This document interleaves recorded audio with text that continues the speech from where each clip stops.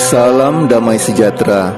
Lewat rekaman video yang diunggah di akun Facebooknya kemudian disebar berbagai media, Uskup Agung Ukraina Sviatoslav Shevchuk melakukan tindakan yang membuat dunia terkaget.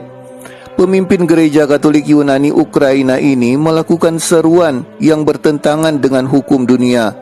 Bukan membalas yang jahat dengan yang jahat, tapi ajaran Kristus bergema memberitakan kasih sekalipun disakiti.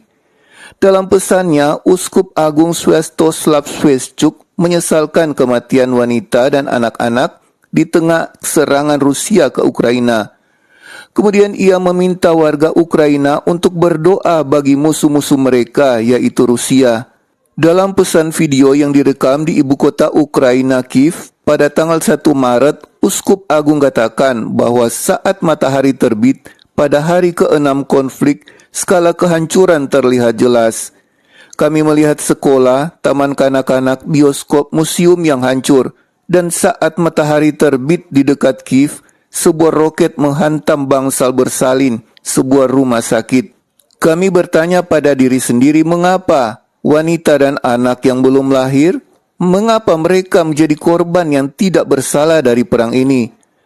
Dalam pesan yang diunggah di akun Facebook, Uskup Agung Sviatoslav Shevchuk melanjutkan, pada hari ini kita melihat kepahlawanan orang-orang sederhana kita, dan kami meratapi korban pengeboman roket di Kharkiv. Tetapi kemarin kita melihat bagaimana penduduk kota Berdyansk dengan tangan kosong mengusir tentara Rusia hanya dengan tangan kosong, tanpa membawa senjata, dengan slogan Berdyansk adalah Ukraina, dan di atas balai kota, bendera Ukraina dikibarkan. Kemudian Uskup Agung Ukraina ini mengutip sabda Tuhan Yohanes bab 15 ayat 13, tidak ada kasih yang lebih besar daripada kasih seorang yang memberikan nyawanya untuk sahabat-sahabatnya. Uskup Agung Ukraina ini melanjutkan, jangan kita melihat ini sebagai kebencian, tapi hendaknya cinta mengalahkan kebencian. Cinta melahirkan pahlawan, tapi kebencian melahirkan penjahat. Itu sebabnya saya mendorong kita semua, marilah kita belajar mencintai di masa tragis ini. Janganlah kita tertawan oleh kebencian. Janganlah kita menggunakan bahasa kebencian.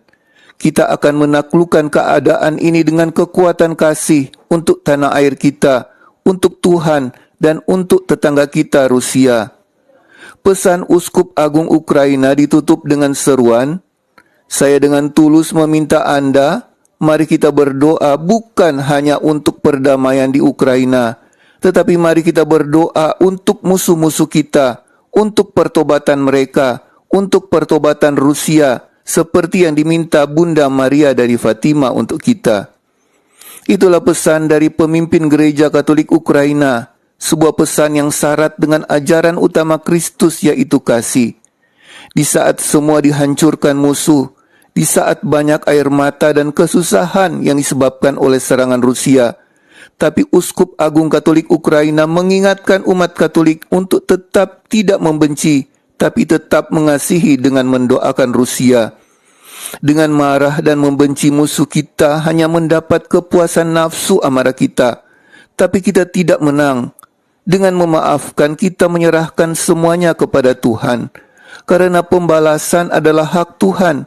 Kita tidak diajar untuk membalas yang jahat dengan yang jahat. Apapun yang terjadi, kita diajar untuk mengampuni dan terus mengampuni, bahkan sampai 70 kali 7 kali mengampuni. Roma bab 12 ayat 19 sampai 21, saudara-saudaraku yang kekasih, janganlah kamu sendiri menuntut pembalasan, tetapi berilah tempat kepada murka Allah. Sebab ada tertulis, pembalasan itu adalah hakku. Akulah yang akan menuntut pembalasan, firman Tuhan. Tetapi jika setermu lapar, berilah dia makan. Jika ia haus, berilah dia minum. Dengan berbuat demikian, kamu menumpukkan bara api di atas kepalanya. Janganlah kamu kalah terhadap kejahatan, tetapi kalahkanlah kejahatan dengan kebaikan. Sabda Tuhan ini masih tetap diserukan Uskup Agung Ukraina untuk tetap diterapkan lewat pesan-pesannya.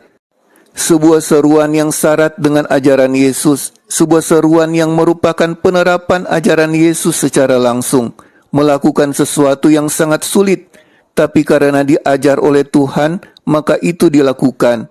Dan seluruh dunia melihat ajaran pengampunan Tuhan ini. Kasih Tuhan diberitakan dari tempat yang lagi dipenuhi air mata. Biarlah dunia membenci kita, biarlah kita dianiaya, tugas kita hanyalah mengampuni. Bagi saudara yang merasa terberkati dengan video ini, silakan bagikan kepada yang lainnya. Yang ingin berkomentar, dipersilakan kolom komentar. Yang belum subscribe channel ini, di-subscribe ya. Yang ingin memperoleh pemberitahuan video terbaru kami, hidupkan lonceng.